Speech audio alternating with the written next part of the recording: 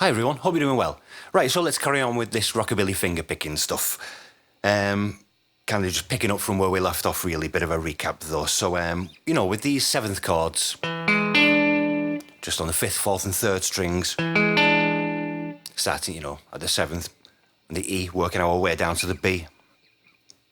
So, sort of just before moving on to the next thing, what I might do just to, as a typical kind of warm-up, I'll, so each chord lasts for 2 bars, and I might just, after doing a little bit of kind of, slow chromatic scales just to warm up, for 20 seconds, 30 seconds.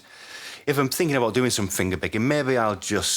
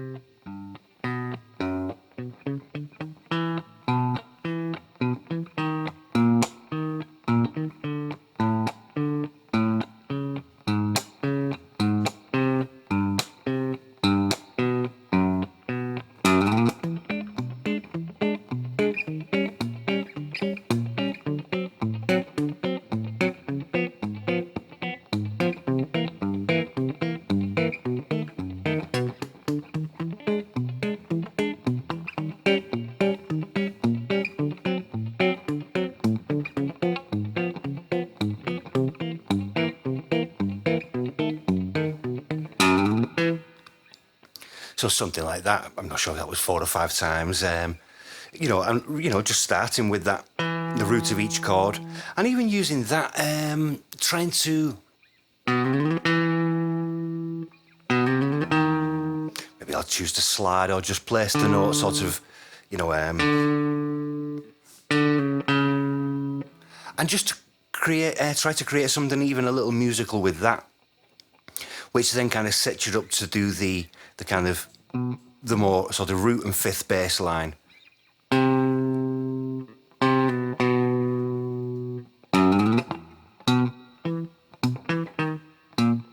And some of the variations we looked at with regards to ascending, sort of returning back to the roots. That was one, or with the kind of sliding up from the fifth of the B7, and then going back to the. So I'll just kind of use those. I won't sort of explain about those anymore. That's that go into that. I'm sure way enough in the first lesson. So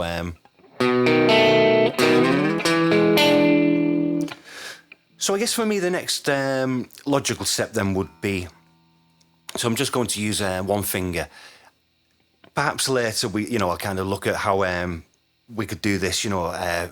Different kind of picking styles. Like I say, I just kind of instinctively, what we for lack of a better word, just this kind of sets a style with a kind of pick tucked away, and then so I'm going to be using my middle finger. So I've got the E7 there, so I'll like before, just going to pick just the E7, 7th fret on the 5th, 6th on the 4th, and 7th on the G, on the 3rd string. So so here I'm going to pick the 5th string with my thumb, and then the 4th and 3rd string with my thumb and middle finger. So my thumb's doing the 4th string and my middle finger the 3rd.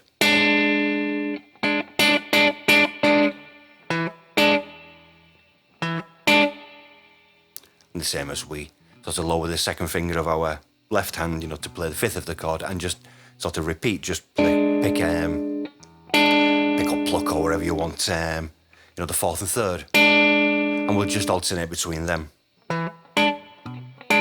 So here, a bit more muted, sometimes a bit of that kind of left hand bounce.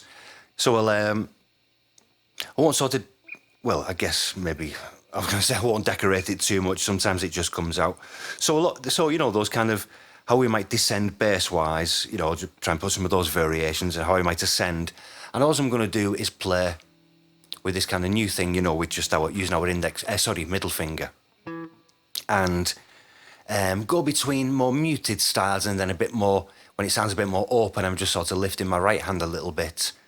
And I guess opening my left a little so it sort of rings more. So let's just sort of play around with that, you know, do a few rounds of that.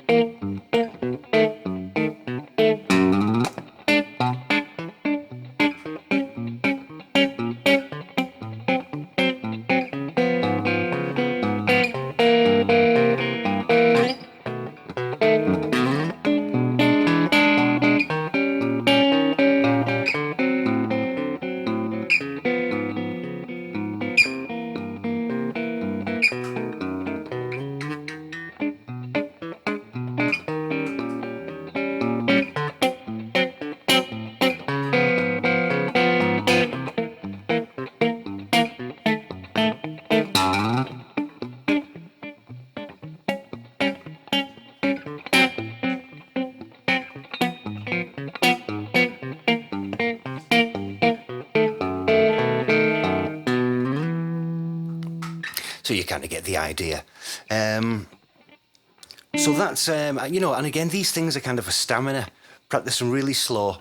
I know I've still not made the backing track and some examples for this, so that's where I'll get to work on sort of ASAP, really. It's really important. You know, something like this when you're, I guess even with some backing tracks, I should put like even kind of like a lead sort of instrument on there, because the whole idea of this is to, you know, feel yourself as part of the accompaniment.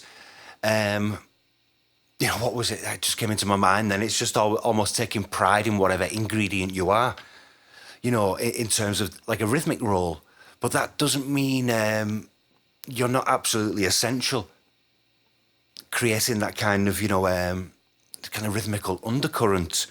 You've got the drums and bass going maybe, and there's a lead instrument and you're just behind. If you're just playing, you know, with no thought, feel or sincerity, well, there's nothing, but there's so much that you can...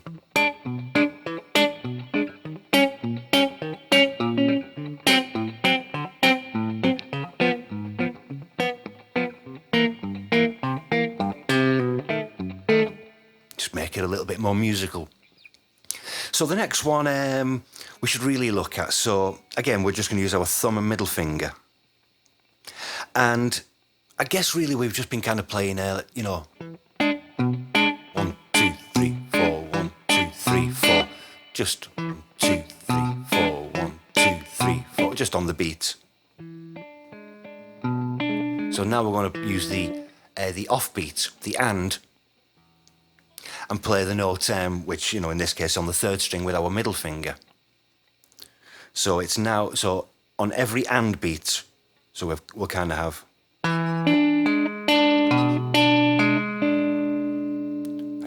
one and two and three and four and 2 and 3 and 4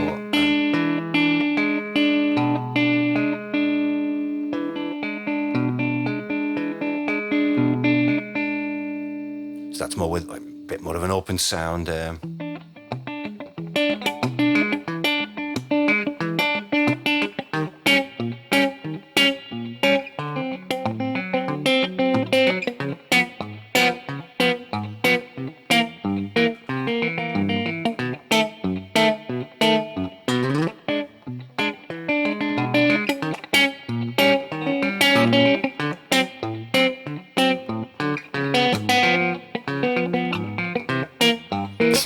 Falling all over the place. So now the thing about that, which is good, because, you know, we're kind of filling up every kind of beat there. Well, you know, at least the sort of, you know, the main beats and the off beats. 1 and 2 and 3 and 4 and... But we don't always have to sort of play a note on every single kind of space. 1 and 2 and. That's sort of typical as well. So we might just play. With that second part, I'm just playing like before. 1, 3, 4, 3.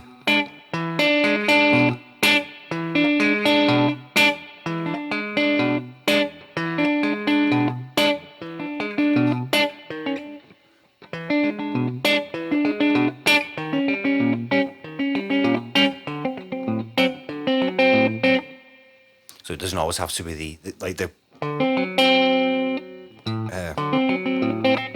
or I might choose to play the 1, 2, and then this.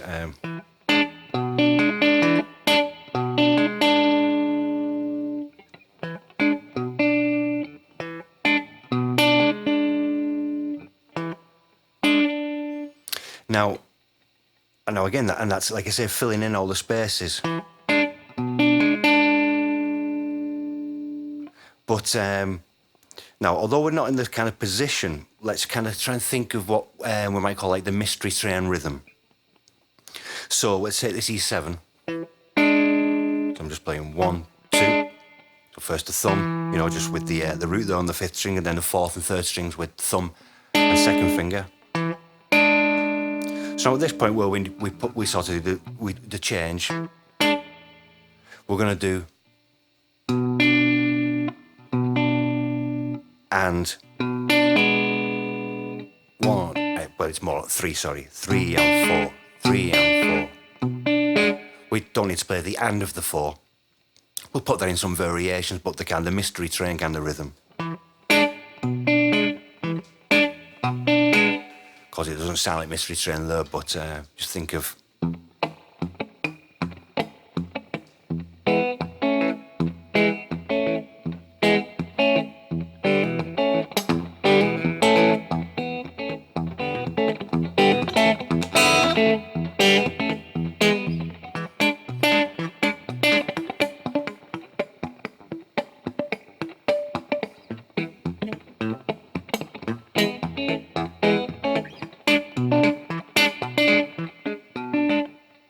So that's the idea. And I would say this is probably one of the most important, maybe, top 5 sort of important finger-picking rhythms.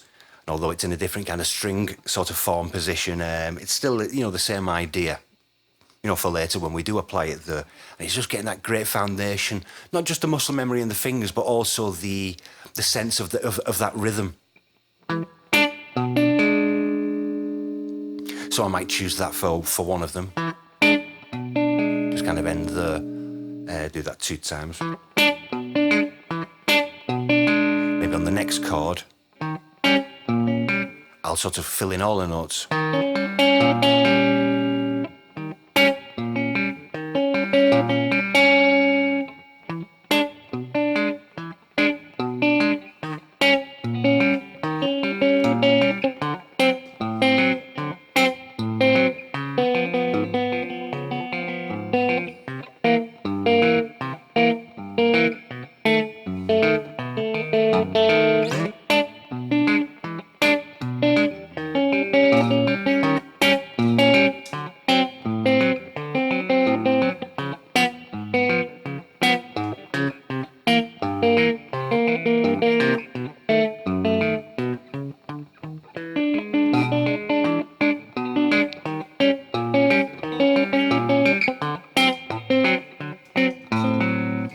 And so on.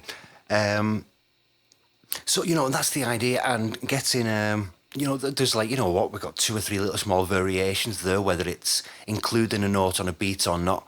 And it's using those kind of small, subtle differences and how we choose to.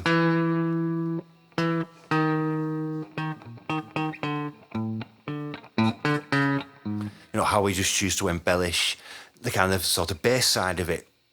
So in a kind of each element, there's 2 or 3 little things we can change, and sort of using that and just sort of repeating and repeating. Instinctively, you'll just kind of sort of come up with sort of different permutations and never kind of repeat something.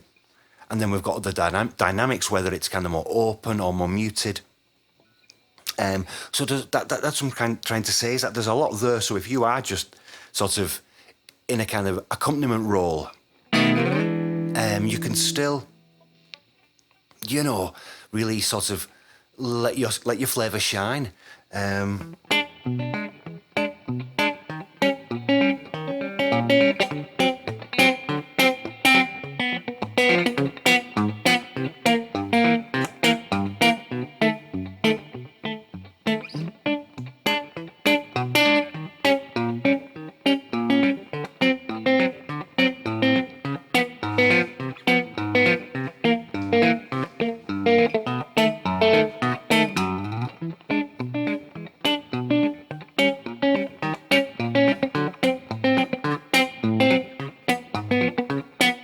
Now, what I've noticed I'm kind of doing there, so when we've got something like this mystery train kind of rhythm,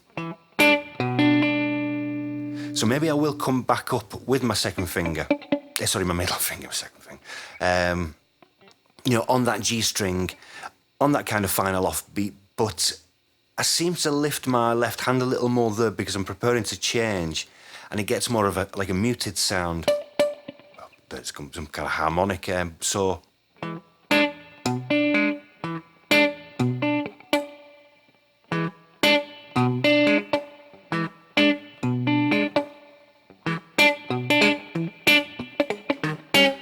Or even, you know, that's a thing Brian Setzer does a lot. You know, so maybe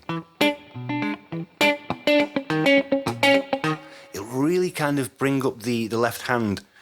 It's sometimes to the point, you know, it's not really the notes. You kind of get in that, but just a little bit more pressure, and you get the chord. So as he's moving through a sequence like this.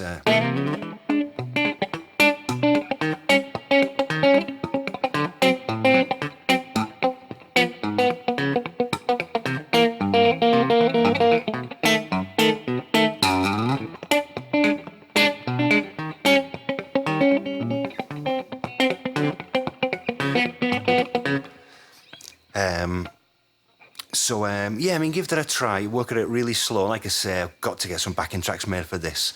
Really want you to, you know, when you're playing along to this, and because it is just moving down, you know, in a series of semitones, you know, you've got to try and practice these things.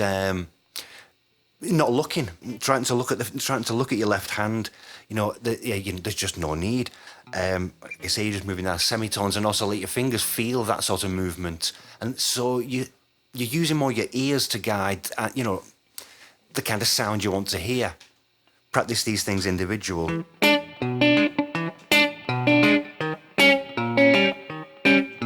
know, that's kind of the most important one, I guess, the mystery train style rhythm.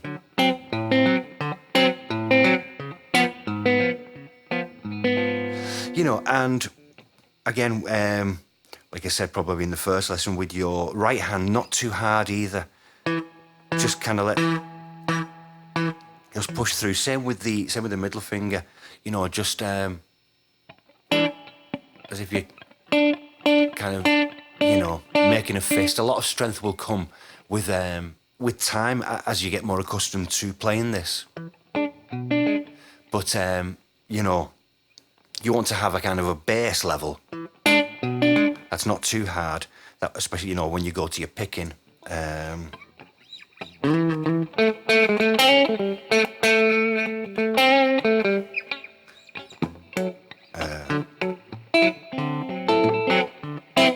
So that the volumes aren't too different.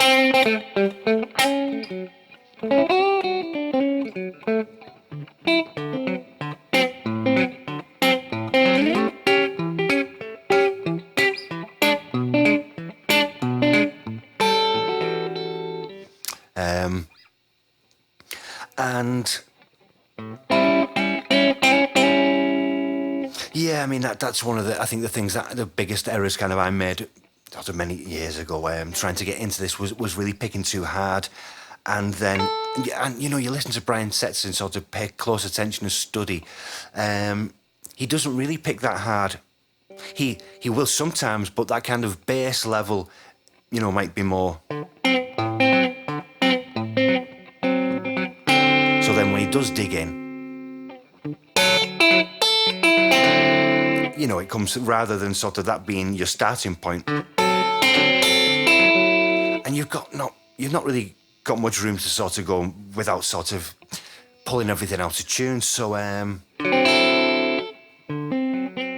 practice these, get the mechanics kind of going kind of soft.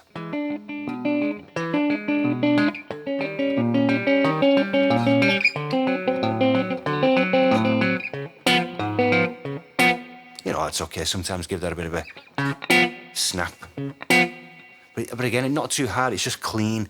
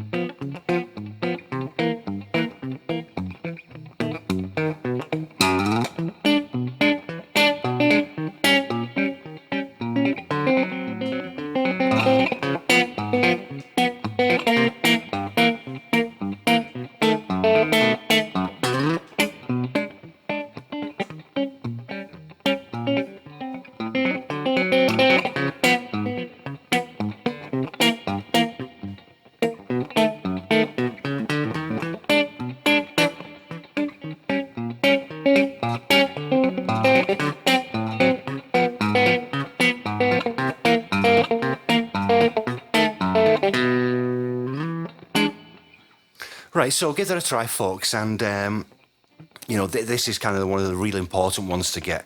Like I say, get that thumb just, sort of, get the wheels going, then sort of, bring in, the finger.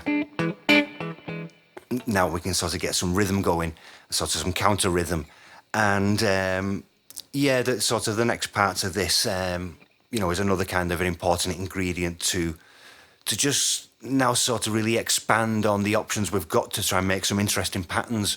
And this is just with 3 strings. Oh my God, it sounds so strange. This is with just 3 strings and 1 finger. When we start sort of bringing more fingers, more strings, open strings, and there's not really much going on, but it's getting this kind of foundation solid, really kind of ingrained.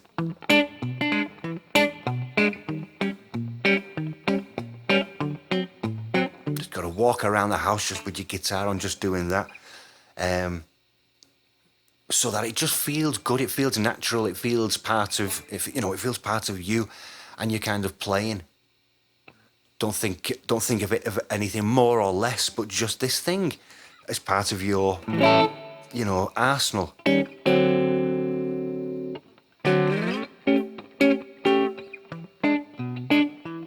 So maybe even that, just sort of play through a 12 bar with these. There's our A7, D, E, so 1, 4, 5.